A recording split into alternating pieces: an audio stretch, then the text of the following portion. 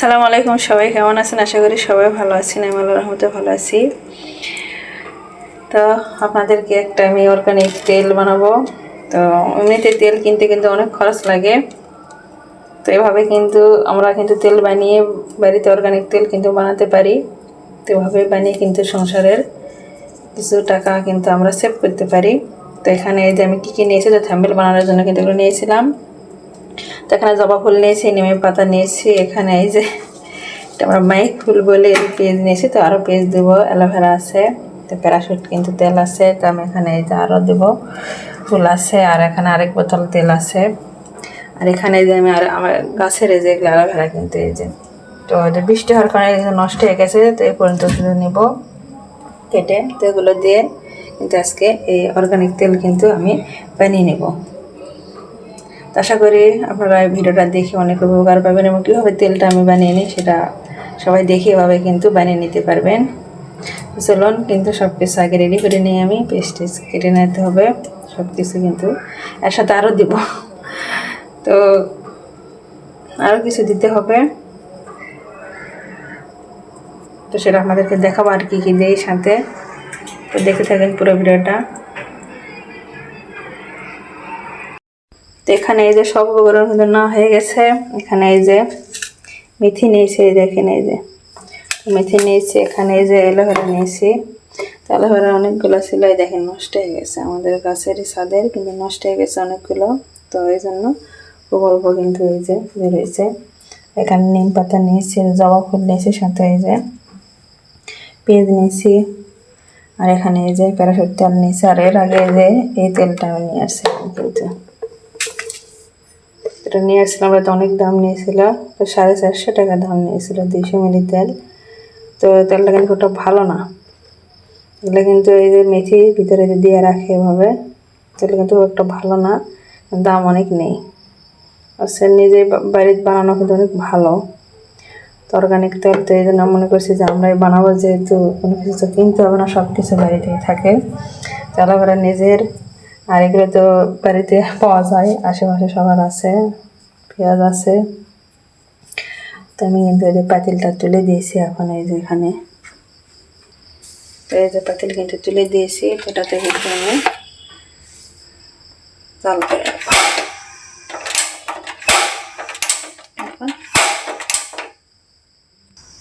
তো চুলাটা কিন্তু অন করেছে, প্রথমে এই তেল আমি ঢেলে দেবো।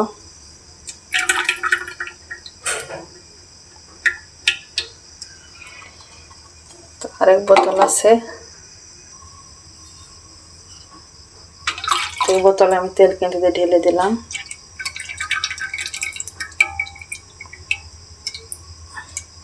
এটা একটু বড় সাইজ, এটা 400 মিলি, এটা নিয়েছে 175।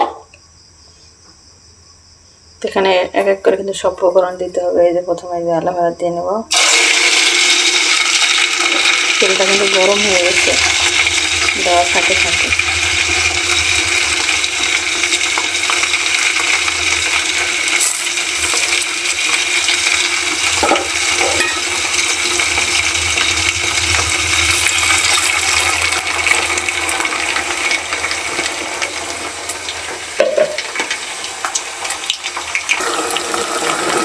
পেস্ট কিন্তু অ্যালোভেরা দিয়ে নিচে আর নাড়তে হবে কিন্তু এভাবে,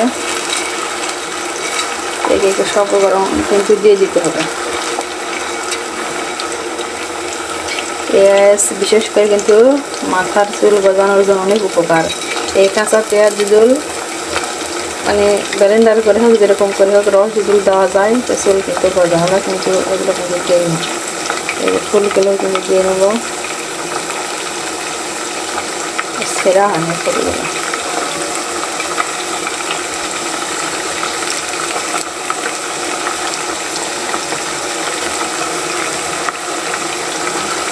নিম পাতাও দিয়ে নেবেন, এই যে নিম পাতা,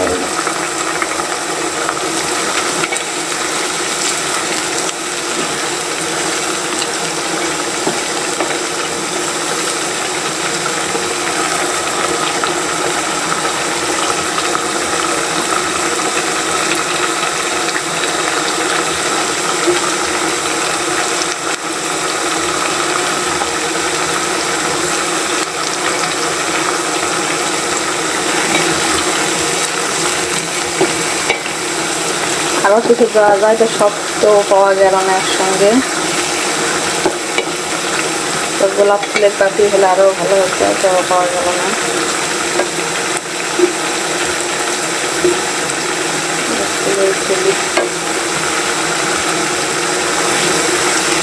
দেখুন সবগুলো কীরকম একদম। এখন এই যে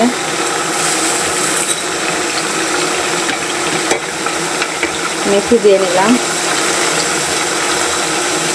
তো অনেকক্ষণ কিন্তু জাল করতে হবে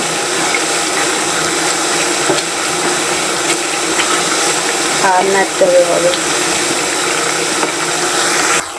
দেখুন এখন কি অবস্থা, অনেকটা কিন্তু এই যে হয়ে গেছে। তো অনেকক্ষণ কিন্তু আস্তে আস্তে জল দিতে হবে।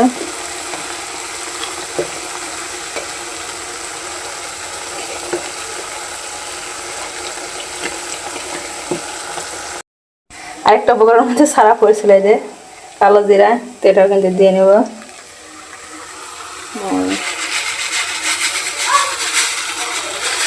অল্প একটু রেখে দেবো, সেটা তেলের ভিতরে একটু দেওয়ার জন্য অল্প একটু রেখে দিলাম।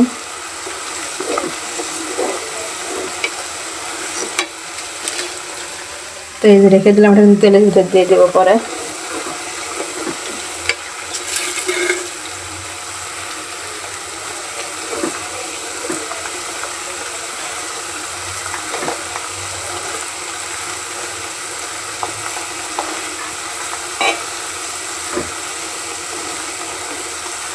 কালো জিরার কথা কিন্তু মনেই ছিল না আমার।